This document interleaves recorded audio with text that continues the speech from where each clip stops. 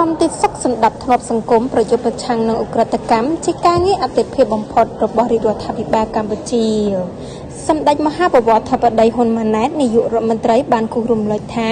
ដោយមើលឃើញពីការរងគ្រោះថ្នាក់ធ្ងន់ធ្ងរចំពោះសង្គមជាតិដែលបង្កឡើងដោយឧក្រិដ្ឋកម្មឆបោកតាមប្រព័ន្ធបច្ចេកវិទ្យានិងភាពស្មុគស្មាញនៃឧក្រិដ្ឋកម្មសម័យទំនើបមួយនេះដែលមានបណ្ដេញប្រតិក្រឡាគ្នាពីប្រទេសមួយទៅប្រទេសមួយរាជរដ្ឋាភិបាលនីតិកាលទី6នៃរដ្ឋសភារហូតដល់ដើមនីតិកាលទី7នៃរដ្ឋសភាបានចាត់វិធានការងារជាច្រើនលើឧក្រិដ្ឋកម្មនេះដោយទទួលបានលទ្ធផលវិជ្ជមានជាច្រើន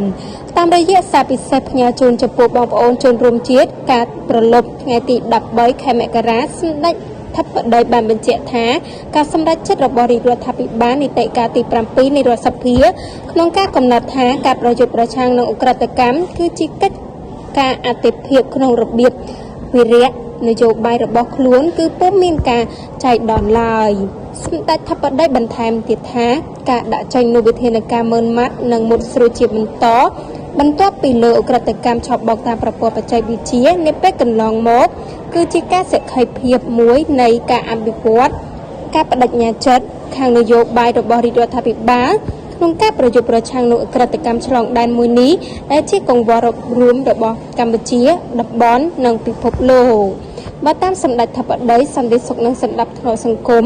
និងការប្រយុទ្ធប្រឆាំងនឹងឧក្រិដ្ឋកម្មគឺជាអតិភិបមួយនៃគោលនយោបាយរបស់រាជរដ្ឋាភិបាលដើម្បីធានាការរស់នៅសន្តិសុខសាន្តរបស់ប្រជាពលរដ្ឋហើយការប្រយុទ្ធប្រឆាំងនឹងឧក្រិដ្ឋកម្មឆបោកតាមប្រព័ន្ធអនឡាញគឺជាចំណុចដ៏សំខាន់នាពេលនេះ